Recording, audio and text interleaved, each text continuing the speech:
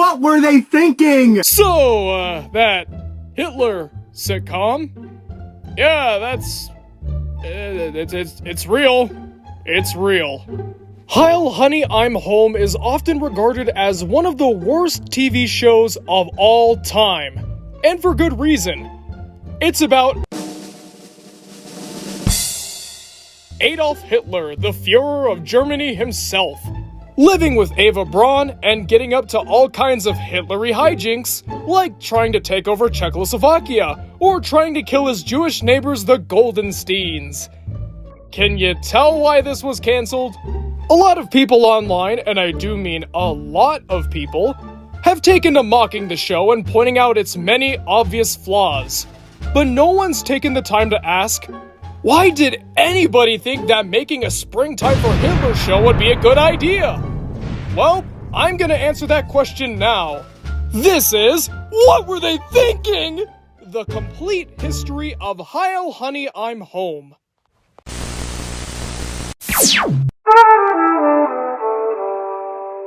It's time to stop! If you're wondering who to blame for this monstrosity, that would be this man here, Jeff Atkinson. Please don't harass him, I'm just pointing out that he created the show, okay?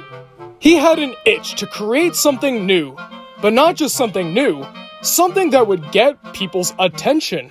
A sitcom about one of the most evil people in history, Adolf Hitler. Contrary to what you might think, Atkinson didn't create the show for the sole purpose of ticking people off. Instead, he wanted to see if he was able to get something lighthearted and upbeat out of somebody so evil. He pitched it to a production company in 1989, and as he says, they all looked quite interested. From there, the commission was quite simple. There were questions about what it was and what it was trying to do, but it wasn't difficult. It had a charmed sort of life at this point. It was set in Berlin in the pre-war time, when we, in the West, knew what Hitler was doing, but contained him. We were blind to the horrors. The main source of inspiration for the style was I Love Lucy, but in terms of the writing, it was Married with Children. Atkinson was inspired by a show that had so many bad people, but always had them be the butt of the joke. And he wanted to do the same for Adolf Hitler. And then the production of the pilot officially began. Things started to get kind of weird when they wanted two Jewish actors, Gareth Marks and Caroline Gruber, to play Hitler and Eva Braun respectively. As I'm sure you can imagine, they didn't really like this. However, Caroline Gruber surprised everybody when she said that she didn't want to play Eva Braun, but instead wanted to play Mrs. Goldenstein. So she still wanted to be involved, she just didn't want to play one particular part. Huh, okay. The thought behind this show is that having Hitler and Eva Braun would be the only offensive things in the show. Everything else would be bold or dangerous. Something that, on the surface, would seem provocative, but then when you actually gave it a shot, it was full of a bunch of 1950s sitcom-style hijinks. At least, that was the aim. And according to British Satellite Broadcasting, it worked. They were very interested in the project and picked it up for an additional 15 episodes. Now I'll bet you're wondering why they decided to do that. Well, thankfully, we have the answer. British Satellite Broadcasting was officially starting its new satellite TV service. And right away, things weren't off to a great start. Sky, their main competitor, was pushing them into a distant second place, in a race where it was dangerous to be in anything but first. They needed something, anything to get people's attention. So why not put a sitcom about Hitler on TV, and get people interested in what kind of crazy things they're doing on their networks, and thereby signing up for their service? A bold choice to be sure, especially since if this didn't pay off, this could severely damage their reputation. British Satellite Broadcasting announced that Heil, Honey, I'm Home would premiere on their new channel Galaxy. And right from the very first time it was announced, people were upset. I don't really think I need to say why they were upset, it kind of goes without saying. But if you think this outrage turned into massive viewership, with angry people having to see just how bad the Hitler sitcom would be, you would be wrong. It's false. No way. not this time. Heil, Honey, I'm Home is one of the biggest TV failures of all time, not just because of the outrage it caused, but also because it had phenomenally low viewership. Only a couple thousand people tuned into the premiere. The official numbers haven't been released, but apparently it was no more than 5,000 people. Yeah, so Galaxy tried to make this a big rating stunt, and it failed. And then the show was cancelled. Cancelled! Now, Atkinson to this day will say that it wasn't cancelled because of any outrage, but I actually beg to differ. Apparently, what happened was in the middle of producing the 16 episodes in their first season, or series in the UK, British Satellite Broadcasting got bought out by Sky. Sky, in turn, decided to make a, quote, commercial decision to focus on more acceptable and marketable shows like stuff that they would get overseas from America. This means that Heil, Honey, I'm Home was officially shut down. But that begs the question, why would they do this in the first place? Was it because it was a big failure? Well, yeah, I'm sure. But for them to stop production midway through the season like that, there had to be something else. And the only other thing I could think of was that they knew that this show could never be a success.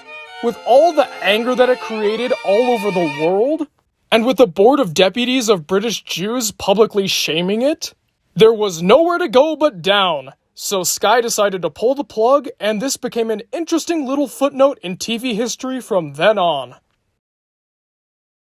So out of the 16 commissioned episodes, 8 were made, and only 1 made it to air. Apparently, the rest of the 7 episodes were going to be quite different from the pilot. Hitler was going to be dumber and a lot nastier to everyone around him, and he was going to spend more of his time trying to kill his Jewish neighbors, rather than trying to take over the world.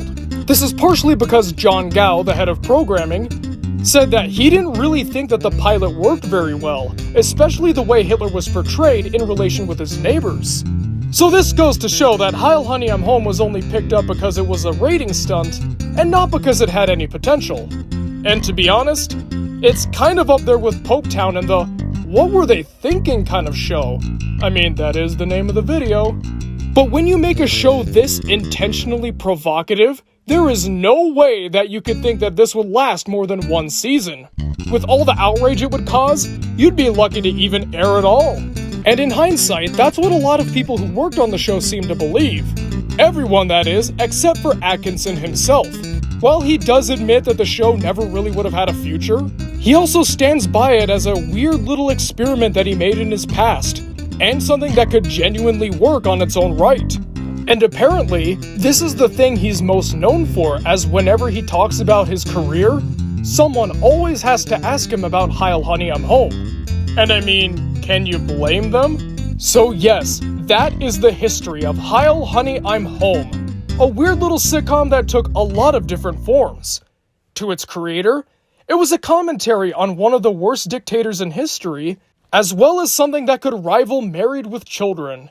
To the production company, this was a way to make something extraordinary, something that had never been done before. And to its TV company, it was a sad, ill-conceived attempt to get people to turn their way.